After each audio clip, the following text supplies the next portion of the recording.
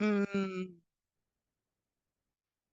la violencia con la que actuaron los omeyas quedó registrada por varias de las fuentes más importantes del Islam, como Abu Rinan al-Biruni y Abu al-Farah. Ambos van a señalar justamente qué fue lo que ocurrió. Al-Biruni, que es uno de los grandes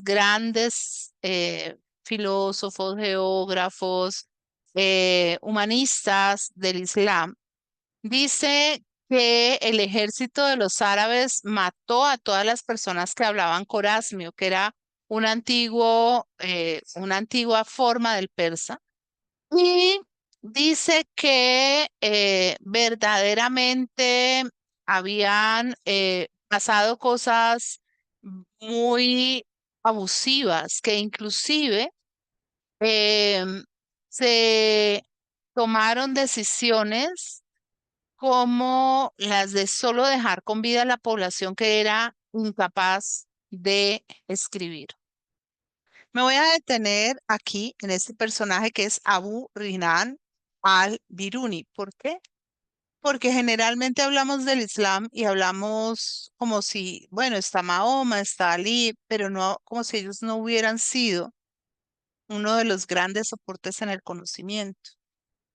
Al-Biruni fue un erudito verdaderamente extraordinario y su trabajo fue fundamental para el desarrollo de la modernidad europea. Ahí vamos a ver. O sea, muchos de los descubrimientos que se hicieron en la Europa del siglo XIV y XVI ya habían sido establecidos por Al-Biruni, quien además implanta un modo de aproximación al conocimiento que es de una gran rigurosidad. El Islam tiene una característica y es que el Islam es profundamente taxativo en relación a su propia normatividad en términos de ortodoxia y de fe, pero es una religión que surge con un grado y una visión de tolerancia que no se reconocía en el mundo desde el mundo antiguo. Desde antes de Teodosio el Grande no había habido em, este tipo de proceso donde un monoteísmo apareciera no como un ente marginado, como era el judaísmo, ni como un ente que todo lo homogeneizaba, como era el cristianismo, sino como una religión tolerante. Y el Islam aparece como ese espacio de tolerancia a gran escala. Usted puede tener su religión siempre y cuando no sea politeísta. La manera como usted se relaciona con Dios es su cuento. Y además de esto, va a ser muy contraria en cierta medida al cristianismo. ¿En qué sentido? El cristianismo va a ser muy dogmático, muy ortodoxo, y la teología cristiana va a postularse en un cierto momento como un antagonista de término mayor frente, frente a los desarrollos del conocimiento científico. El Islam no. El Islam va a tener sus problemas más bien con la filosofía y con la teología, y ahí va a entrar en ciertos cuentos, aunque la va a desarrollar no tan a profundidad como Occidente, pero el Islam, todo lo que fue conocimiento científico de aplicación práctica, le fascinó. Los árabes desarrollaron el álgebra, los árabes desarrollaron la astronomía, los árabes desarrollaron la geografía, los árabes desarrollaron la ingeniería mecánica, todo, el álgebra, claro. Ahí está el famoso Baldor. Claro que después hablamos de eso. El álgebra, claro, es totalmente desarrollada por los grandes pensadores árabes.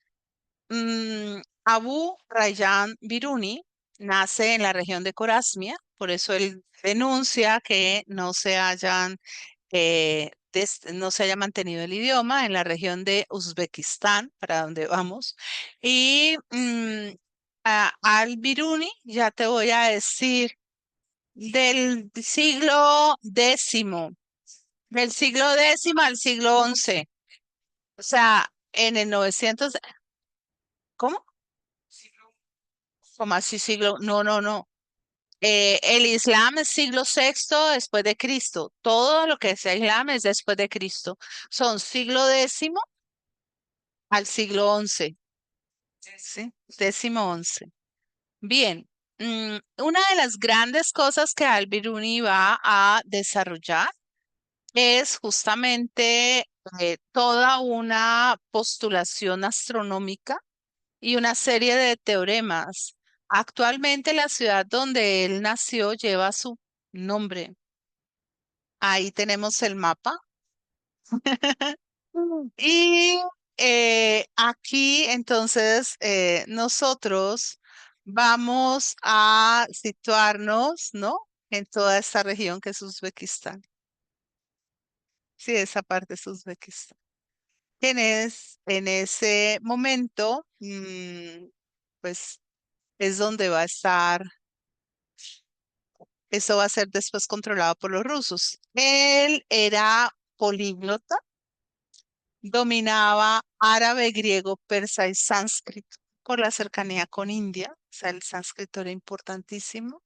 Esto le permitió llegar a conocer muchas cosas de las grandes civilizaciones y además de esto, él va a trabajar, va a ser polímata, es decir, va a trabajar distintos conocimientos, va a trabajar alquimia. La alquimia es el conocimiento madre, el conocimiento más significativo, más importante, más representativo, más, hasta el siglo XVII, en Oriente y Occidente. Sir Isaac Newton fue alquimista, pero después Newton fue Newton. Newton derribó al valor de la alquimia, pero hubo varios papas y hubo varios reyes que se dedicaron a la alquimia.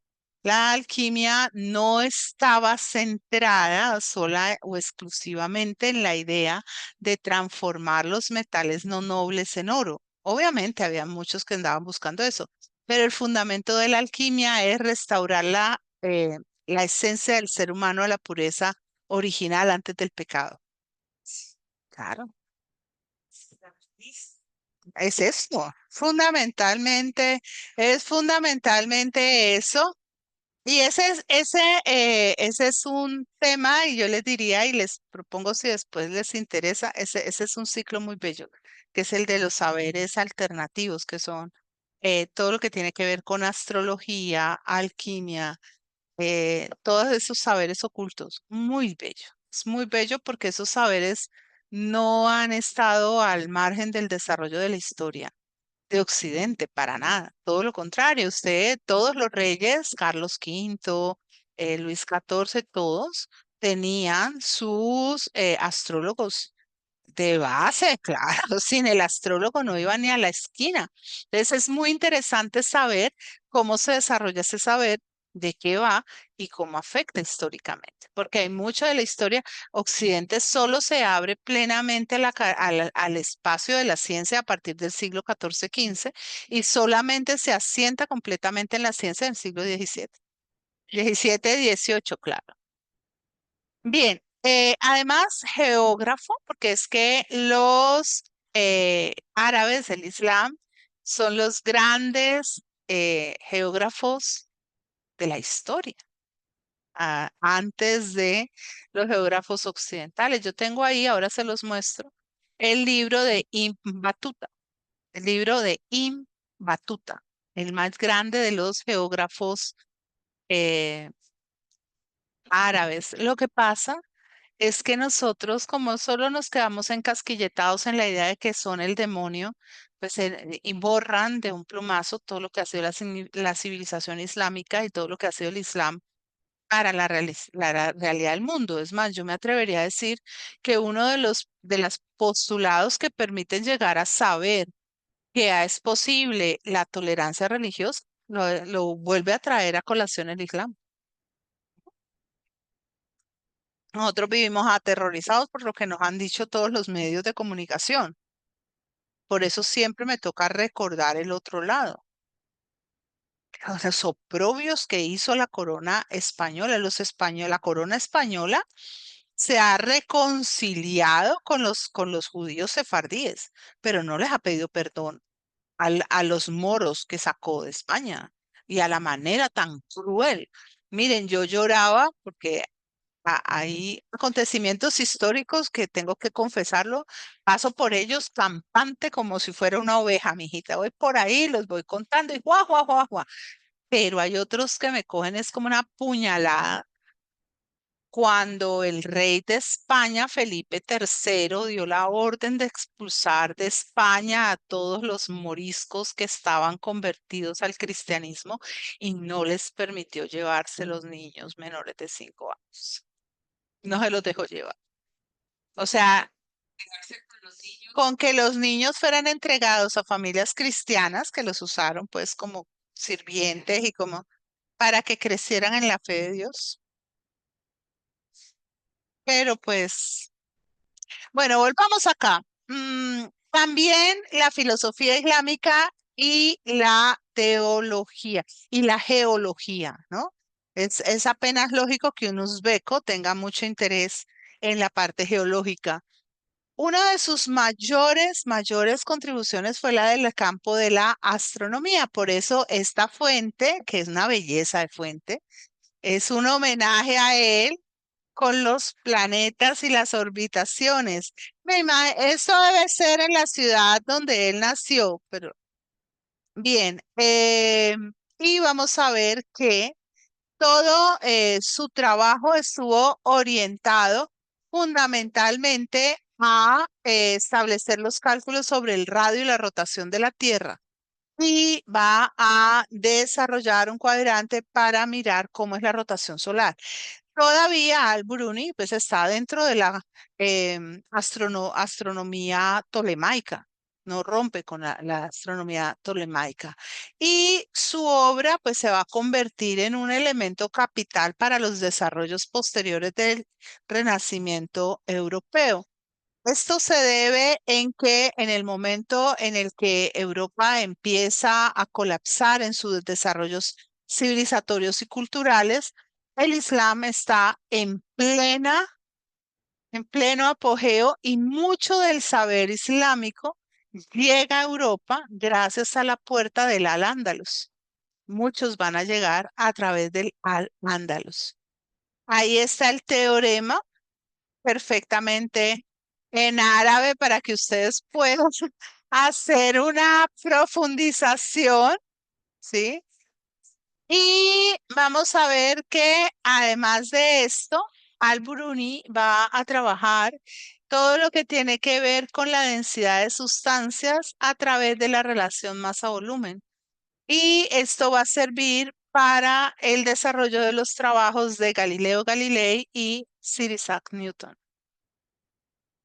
También su trabajo va a, digamos, a inspirar al astrónomo que va a establecer todo lo relacionado con las fases de la luna y para establecer la aceleración del movimiento lunar. Biruni igualmente va a ser uno de los grandes postulantes del desarrollo del conocimiento indológico. Va a trabajar como astrónomo en la corte de Mahamud de Ghazni, que es el sultán del imperio gaznávide en la India. ¿Sí? De la India. Ahí sí yo les digo, esa sí que es más complicada que Irán. Es una cantidad de imperios. Bien, ya él yendo claro, no, ni siquiera se fue, lo trajeron. Se vuelve una figura tan reputada como Uzbekistán está en medio de la ruta de la seda. Las caravanas que viajan van llegando y van diciendo, mire, hay un hombre, hay un señor que todos toman por sabio, que ha hecho esto, que ha hecho aquello. Y en ese momento para los sultanes y para los gobernantes, tener hombres de gran ciencia era como tener pájaros raros, ¿no? Entonces los traían a sus cortes, les ofrecían unas condiciones muy buenas de vida.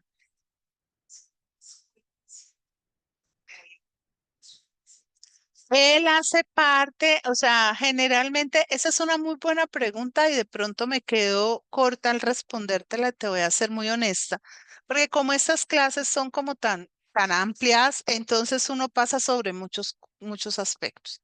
Pero generalmente, ¿qué pasaba? O sea, generalmente lo que había era una cultura del conocimiento parecida a la que tenemos nosotros hoy. Eso no ha existido en todos los lugares, en todos los momentos, en todo el tiempo, donde el conocimiento se vuelve un elemento fundamental para la vida y para el desarrollo de lo que es la humanidad.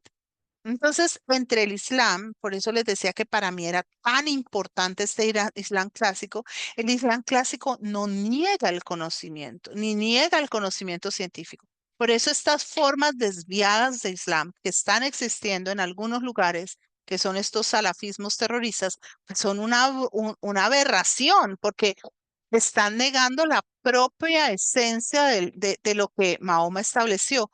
Y empiezan las familias a traer preceptores para sus hijos y hay hombres sabios. Estos hombres sabios se allegan a las madrasas. Cuando hay un jovencito que es muy inteligente, que tiene habilidad, lo mandan para allá. Les voy a recomendar no sé si ya se las había mandado, de receta de tarea. Hay una película que creo que todavía está en Netflix, ahora se las pongo, que es la del médico, que también existe la novela, que es una fantasía. El médico no habla de Al-Biruni, sino de Avicena, ¿sí? De Apsina. Y ahí esa de Ipsina, esa película te muestra bellamente cómo es la relación con el conocimiento, también, solo que en la de Ipsina ya están llegando los fundamentalistas que van a acabar con la escuela y que van a acabar con la madraza y que van a poner en riesgo todo. Entonces, les recomendaría, si ustedes quieren verla, igual la puedo buscar por si quieren verla conmigo, o sea, la película interminable. Ustedes saben que conmigo es como el más largo el asunto, pero lo puedo mirar a ver si lo podemos ver, ¿vale? Porque realmente, no, yo tengo unas películas de Islam que son enloquecedoras. Mm, bien, y yo pienso que de pronto en enero, si cuadramos con tiempo, podemos hacer una de las jornaditas largas y ya su merced haya llegado. ¿Listo? Bueno, entonces, como les digo, una de las cosas que él va a hacer es desvelar la India. La India ha estado frontera con la región persa y ha habido momentos en que Persia se ha introducido en el territorio indio, sobre todo con Alejandro. Los griegos van a dejar allí un pequeño reino, que es el reino macedonio en la India, pero la India es sobreabundante. O sea, India te supera por muchos lados. Yo este año que viene voy a volver a montar India. Ahí sí está Samarcanda. Este año que viene voy a volver a montar India, pero la voy a parcelar. La voy a ir por parcelas. ¿Samarcanda? Sí. Sí, sí, sí, sí. Yo he estado posteando muchas cosas, ¿no las has visto? Sí, bueno. Vamos a encontrar que hoy en día, por determinación de uno de los presidentes de la República de Uzbekistán, se ha establecido que el conocimiento desarrollado por figuras como Al-Burundi sean de conocimiento al-Biruni, perdón, sean algo, no, no, no, pero está bien, sean un legado estudiado y apropiado por la juventud uzbeca, porque es que esto se conserva así. Y después nosotros lo vamos a ver, porque ahí solo lo puse. Cuando veamos a Timur, ahí sí que lo vamos a ver. Ahí sí. Sí, ahí lo vamos a ver detenidamente. Bien, la dominación árabe sobre los iraníes se volvió cada vez más dramática, cada vez más dura, y esto hizo que se alimentaran en el corazón y en la mente de los no árabes un resentimiento muy grande. O sea, la gente se los aguantaba porque no le quedaba de otra, pero cualquier chispa que brotara iba a prender.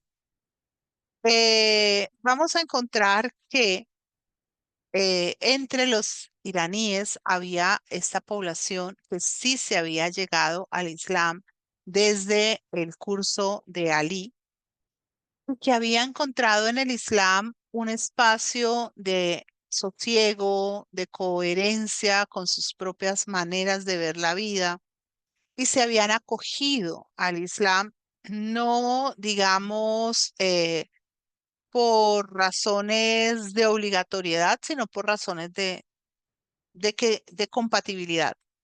Otro grupo se había vuelto islámico por conveniencia, o sea, había asumido el Islam simple y llanamente porque querían estar cómodos, porque no querían pagar ciertos impuestos, porque querían tener acceso a ciertos recursos. Igualmente, había un grupo de los que se habían adaptado al Islam sunita también por voluntad propia, es decir, porque les sonó la flauta. Aunque era más difícil que se llegara al Islam sunita gente por voluntad propia que al Islam chiita. ¿Por qué?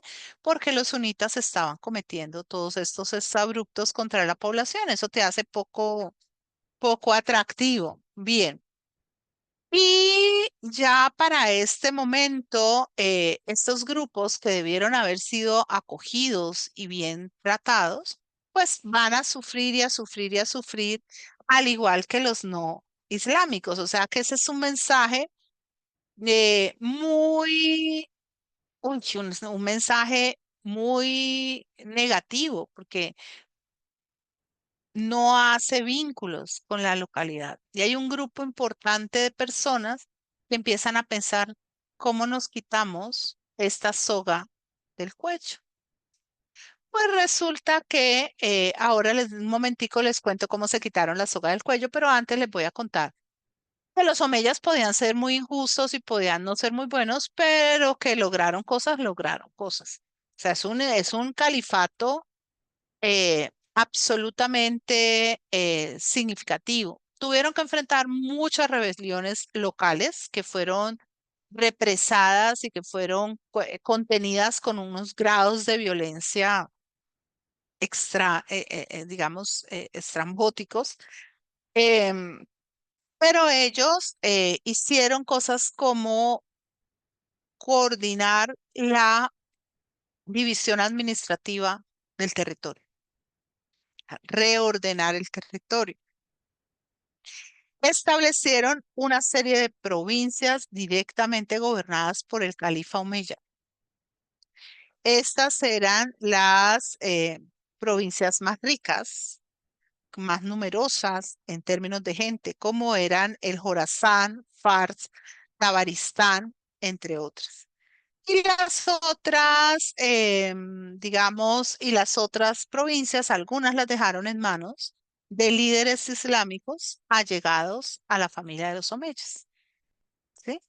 Eran provincias que estaban más en los márgenes, que necesitaban dirección militar permanente, ¿no? Que eran más agitadas y que funcionaban de una manera distinta.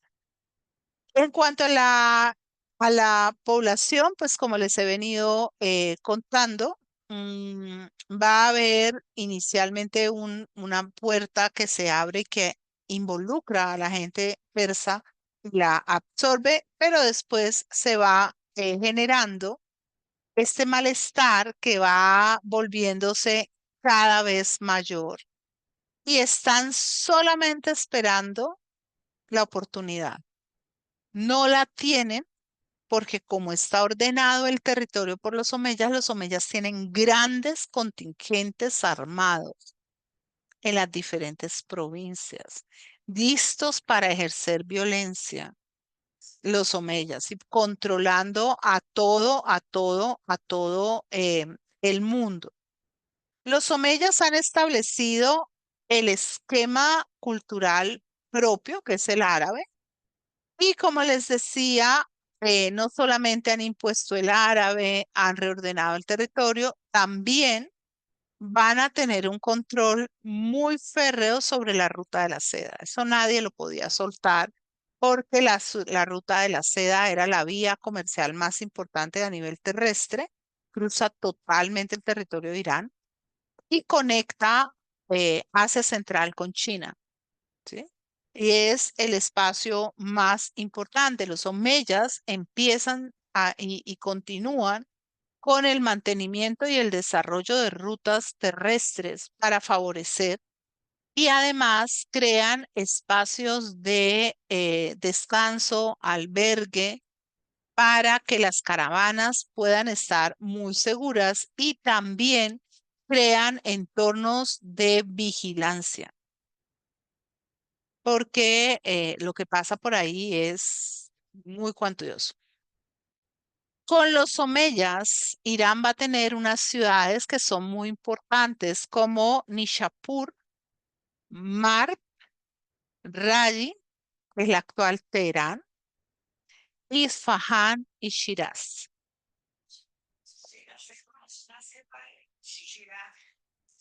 Bien, no las desarrollé mucho ahí porque las mayores realizaciones arquitectónicas son posteriores. Ya cuando vayamos, una de las condiciones de este curso es que vamos viajando, o sea, vamos a ir llegando a ciertos lugares y los vamos a ir viendo, ¿sí? Porque es fundamental. Bien, resulta que los amenazas los quisieran volver árabes, darles como su esencia persa, y dos, la religión, lo del Islam. No. Los omeyas no quieren no los pueden volver árabes, van a imponer su cultura, y su cultura se va a irradiar, y la irradiación cultural no se puede nunca hacer completamente a la fuerza, se hace generalmente porque los grupos que ascriben unas ciertas formas encuentran un elemento positivo en ellas, ¿sí? Por ejemplo, ellos eran árabes, pero justamente a ellos lo que menos les interesa es que haya otro en su misma condición. Es más, ellos no estimulan la islamización o sea, el desarrollo de la religión porque maltratan a los conversos. O sea, que es algo contrario a las nociones del Islam, porque en la medida en que el otro se convierte, adquiere unas condiciones igualitarias o cercanas que le facultan para poder reclamar mayor participación política o para tener mayor presencia social o mejores condiciones y paga menos impuestos. Y a los omeyas les interesa que la gente no se islamice para que paguen más impuestos. O sea, los omeyas, empiezan a regularse de una manera que no es tan coherente con el concepto del Islam. Em, es decir, ahí entran unos choques importantes. Y como les digo, estos conversos, que eran los malawi, eran muy mal vistos, muy maltratados. O sea, pagaban los impuestos que los árabes no pagaban, ya no los dejaban acceder a los altos cargos políticos y militares, y todo el poder se estaba concentrando en los omeyas de origen árabe y fundamentalmente en el linaje del califa. O sea que había un nepotismo que era contrario a los principios originales de la expansión del Islam, porque en los primeros orígenes, Mahoma en ningún momento negó que los que se convirtieran pudieran disfrutar de los beneficios, las ganancias que tenían los que ya eran miembros de la religión. Pero estos están haciendo todo lo contrario, o sea, están funcionando de una manera distinta. Esto hace que haya todo ese resentimiento. Y ustedes saben que siempre hay alguien mirando al que está en el poder, viendo cómo lo baja de allá, ¿cierto? Bien, resulta que en la región noreste de Irán, a donde habían habido, digamos, asentamientos de los grandes imperios anteriores en la región del Jorasán, había un grupo muy importante de población que se había islamizado. Se habían islamizado no por razones de necesidad, sino muchos de ellos por razones de convicción. O sea, ellos estaban verdaderamente convencidos y como eran verdaderamente creyentes, estaban convencidos, entre otras cosas, que los omeyas no podían ser los legítimos sucesores de Mahoma porque estaban yendo en contra de los preceptos islámicos. Entonces, para este momento, hay un tío de Mahoma, Abu Abbas, en la región de Arabia. Y Abu Abbas debió darse cuenta, o la familia descendiente de Abu Abbas debió darse cuenta de lo que estaba pasando. Ellos igual no eran chiíes, no seguían a Ali, era otra rama, eran sunitas, y pensaron, bueno, pues, ¿por qué no? Nosotros podemos tener mayor legitimidad que los omeyas, pero tenemos que ser muy inteligentes para saber cómo vamos a deponer el gobierno de los omeyas y reemplazarlo. Entonces, lo primero que hicieron fue entrar en contacto con esta gente del Jorazán, hacerles llegar, como, no sabemos la cosa, pero la cosa sabiendo una información. Y esa información decía que en, en caso de que el gobierno Omeya fuera un gobierno injusto y legítimo, el propio Alá iba a enviar a alguien para que les rectificara y para que reclamara a le reclamara a los que estaban actuando injustamente para que volvieran al buen camino. Y al mismo tiempo, ellos empiezan ya a decir que en caso de que sucediera, porque había, claro, inmediatamente la gente ve, y si se va el califa, nosotros que somos descendientes y parientes de Mahoma, que también somos árabes, podemos crear nuestro propio califato, pero este califato sí va a ser justo, no como el de los no es como el de los omeyas. Bien, inmediatamente ellos empezaron a manejar las cosas, a hacer promesas y cumplimiento y a hablarles de que realmente había simple y llanamente que esperar que las cosas se presentaran y claro, ellos hicieron todo para que las cosas ocurrieran. Así que entre el año 747 y el 750 después de Cristo, empieza la revolución de los abásides. Y esta revolución empieza en el Jorasán. ¿Por qué? Porque la leyenda decía que del este de Irán, de la región del Jorasán, saldría el enviado de Alá para rectificar el curso del gobierno de los omeyas. Entre tanto, los omeyas habían encontrado en una cárcel de Damasco a un hombre que estaba más o menos pudriéndose allí, se llamaba Abu Muslim.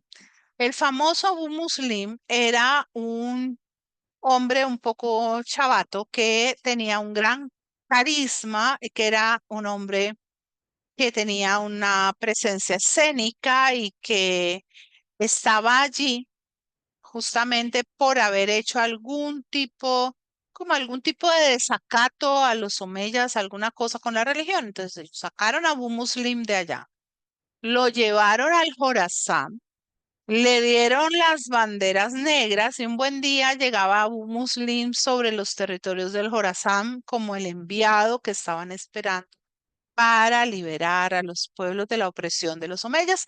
Y Abu Muslim empezó a transitar, además tenía experiencia o conocimiento militar, al tipo le funcionaba y le habían enseñado y le habían puesto sus asesores a caminar a lo largo de Irán y se le fueron sumando y se le fueron sumando miembros a su ejército.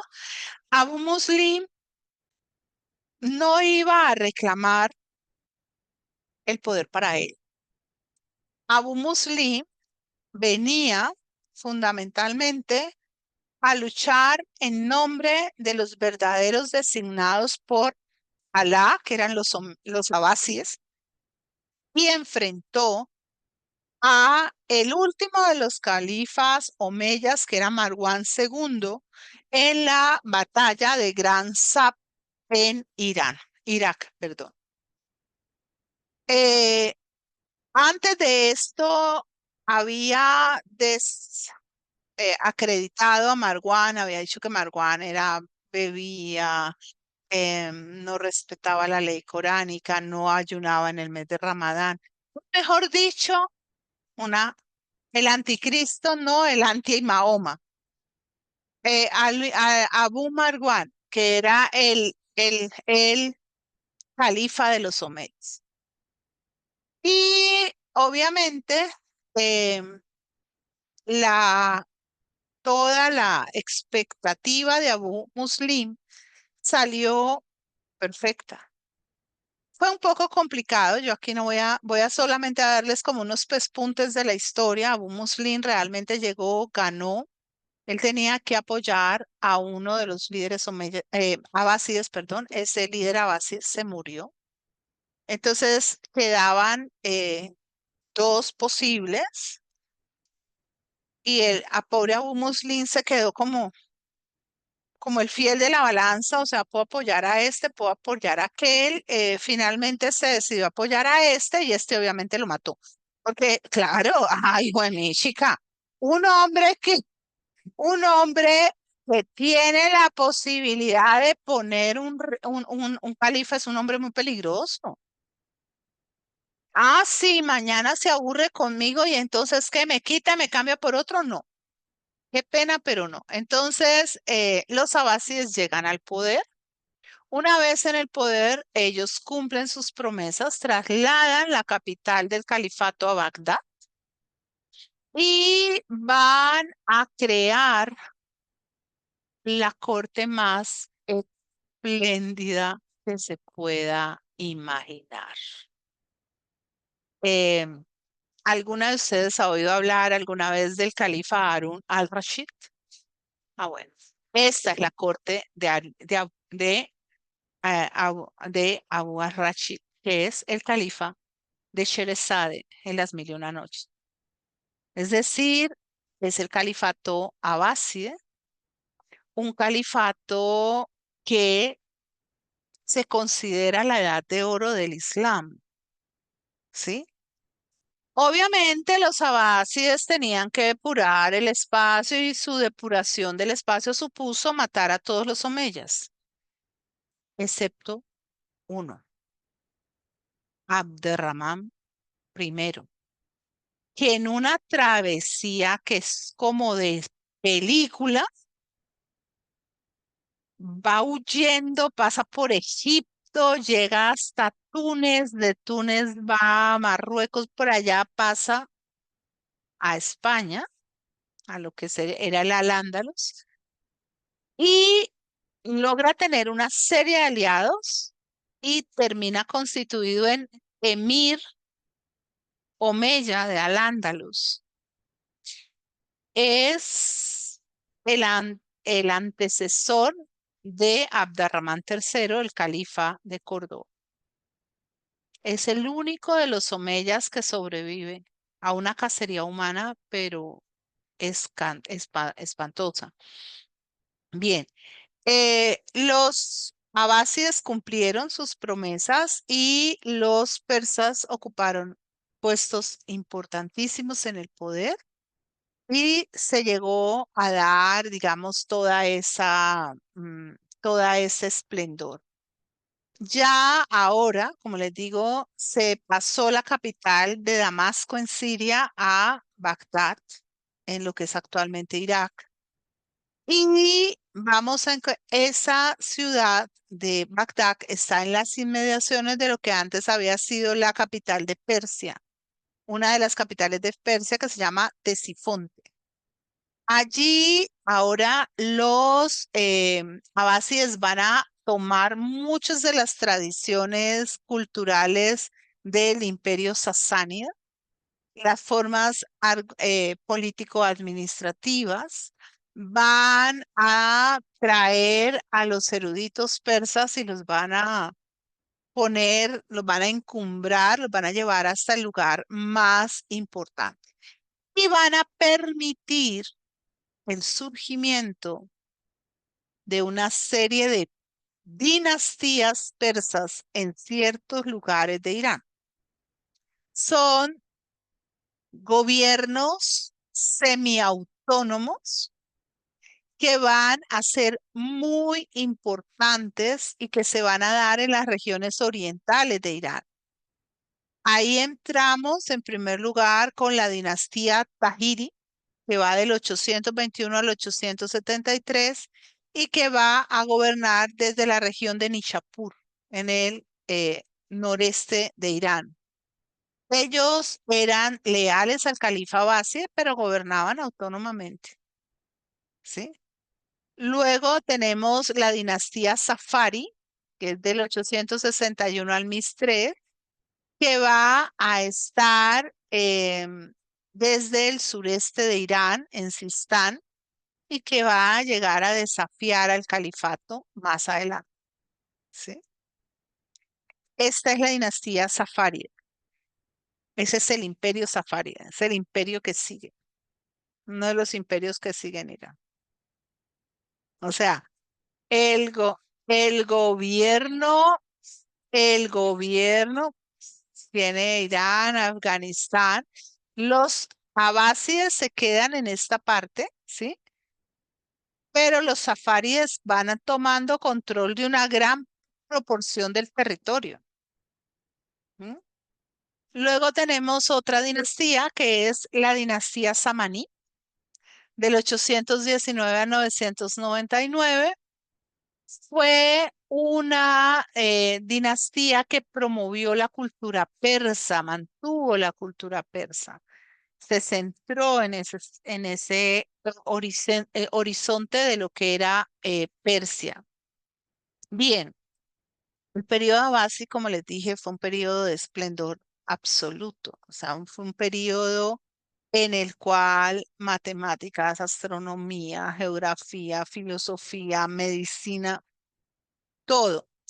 Es el momento en el cual se va a fundar el saber que después va a tener a un Avicena como su protagonista, ¿no?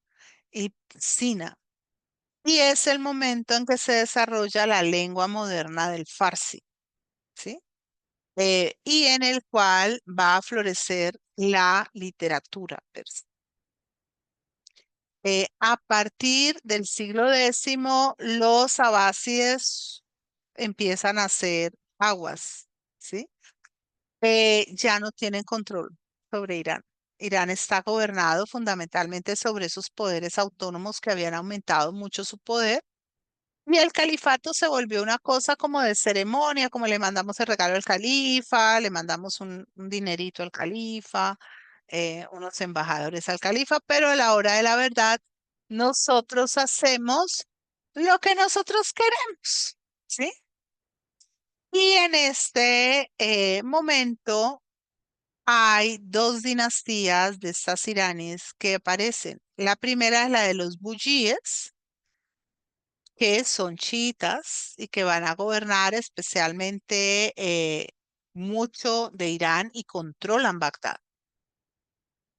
Y la segunda, que la conocemos mucho, es la de los selyúcidas, los turcos, los turcomanos sunitas que controlan Irán. Van a controlar Irán en el imperio selyúcida. Con los grupos de Seljuk vienen los grupos que vamos a conocer como el grupo de los otomanos. ¿No? Los otomanos llegan como un minúsculo grupo adscrito a los selyúcidas. Mm, vamos a encontrar que hay, como les digo, una gran cantidad de grupos que van a ir controlando el territorio de Irán y lo que era el espacio del califato se subdivide de manera que están los samaníes, los safaríes, los buyíes, los tayíes, los hidrasíes, los aglavíes, los tuluníes, los omeyas. O sea, ya no hay como en el califato omeya un control del califa sobre todo el territorio. Eso se llama califato abasi, pero el poder del califa era muy, muy limitado. Para este momento hay una mayoría chiita ya que está gobernando, perdón, hay una minoría chiita que está gobernando sobre una mayoría sunita y ellos aceptan el rol del califa, todo se hace en nombre del califa, todo se hace a partir del califa, pero del califa pocón pocón, ¿sí? No me voy a demorar mucho en esto porque se vuelve muy complicado.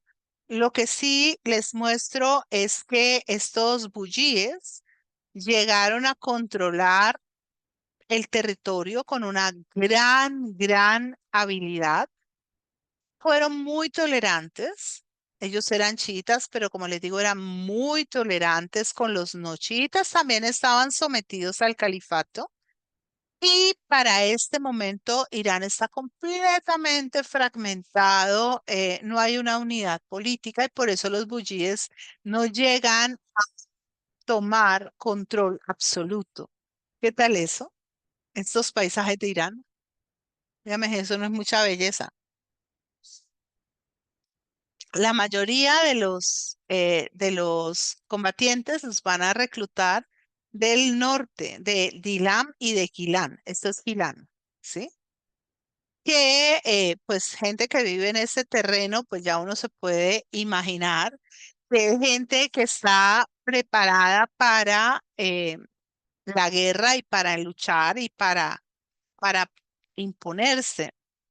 Eh, todo su gobierno fue de tipo persa, o sea, se basaron en la cultura anterior y trajeron de nuevo renacimiento, literatura, música, ciencia, geografía, ¿sí?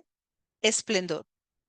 Por eso, y se los digo porque me parece que es muy importante, porque generalmente se mira a Irán como, ay, no, sí, esos chiitas fundamentalistas que no son, Dios mío, esta es de la gente que ha sido más culta a lo largo de toda la historia. Por eso es tan dramático lo que pasa. Por eso hay que poder mirar desde una óptica distinta, que es a la que nosotros vamos a ir llegando. Y vamos a encontrar que los buyíes nunca reclamaron el califato para ellos, a pesar de que lo tenían de hecho. Ellos crearon lo que fue el Amir al-Umara, o sea, el príncipe de los príncipes. Emir es príncipe. Nunca quisieron el califato, pero sí impulsaron el chiismo. Sí promovieron la festividad de Achura, sí promovieron los lugares de culto chiitas, sí promovieron todo lo que tenía que ver con el elemento chií. Hicieron reformas importantísimas para mejorar el proceso administrativo, como les digo, basándose en los sasánidas, pero a partir del siglo XI les llegan dos plagas terribles. Una, los gaznavíes y finalmente los selyúcidas. Los selyúcidas van a ser los que van a salir ganando. Ahí ven ustedes el movimiento. Aquí ven cómo está Seljuk y cómo vienen, ¿no? Desde la región turcomana en el centro de Asia y cómo se expanden sobre los territorios. Eran una fuerza absolutamente irrefrenable, una capacidad militar muy grande. Se habían islamizado hacía poco tiempo y como de la parte del Turquestán. Sí. Y ya para ese, eh, el Turquestán, no, Turquestán. Esto es, miren, aquí, o sea, es la parte, eso queda en el Asia Central. No sé si es el mismo Turquestán. Puede ser.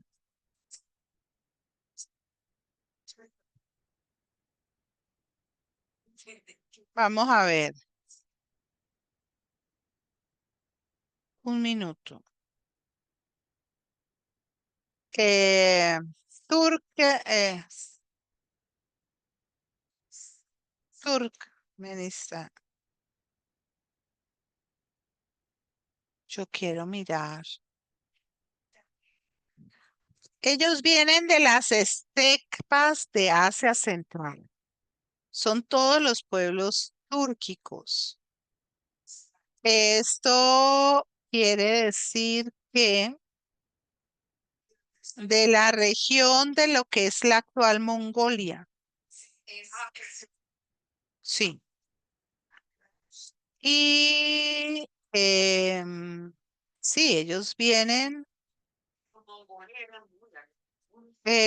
ellos, pero todavía en este momento todavía no me han llegado los mongoles, todavía no están. Lo que pasa es que la región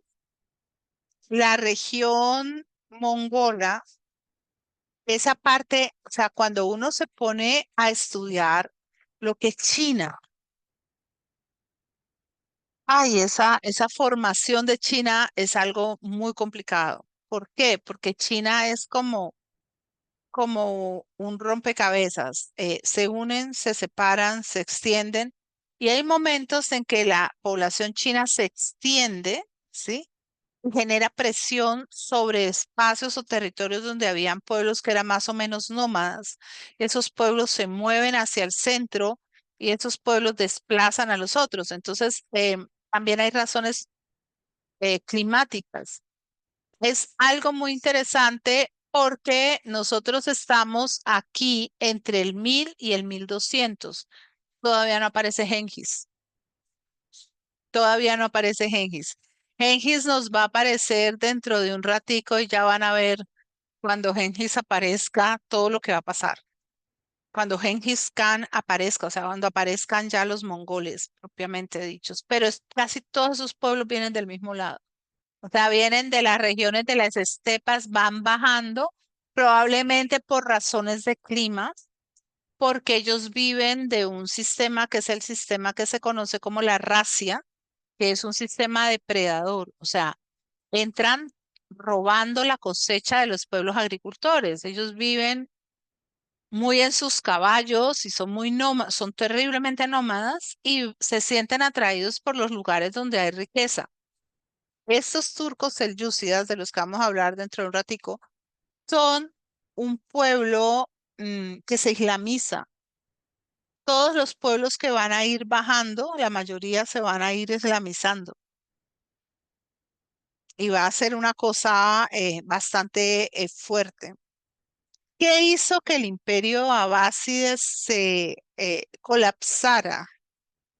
Los abásides fueron más espléndidos que los omeyas, pero tuvieron menos poder que los omeyas.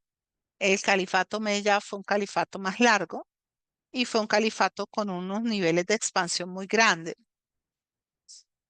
Mm, Se tira la moneda y no cae. O sea, estamos en esta época como que lo que se sabe es que de pronto los omeyas sí tuvieron un mayor control de la población. Mm, Bien. Eh, Tenemos que el décimo de los califas abásides, cuyo nombre es Mutawakil, va a entrar en unos gastos excesivos. Esos gastos excesivos suponen incrementos de impuestos y generan un digamos, gran malestar. Pero eso no habría sido mayor dificultad, porque los califas siempre piden mucho y a la hora de la verdad los califas se tienen que conformar con lo que se les da, ¿sí? Porque no pueden matar a todo el mundo. El problema más grande es que él se volvió jambalí.